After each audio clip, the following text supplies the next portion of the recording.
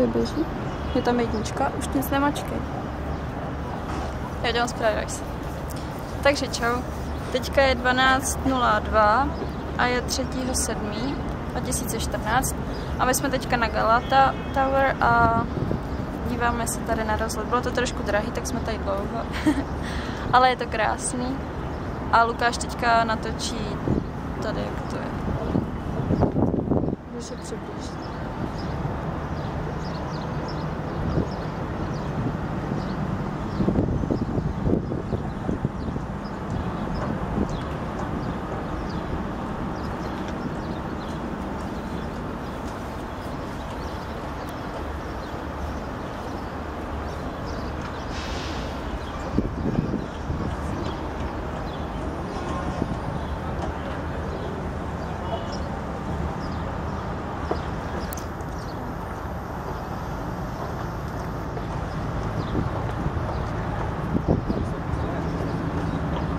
Tamhle to přímo, ne tamto, ale tady to, na to největší, je to můj prst.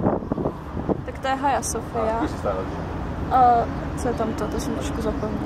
Tady to je Galata Bridge, ten už vy nevidíte. A tam jak jsou ty dva vysoký mrakodrapy, tak to už je Asie.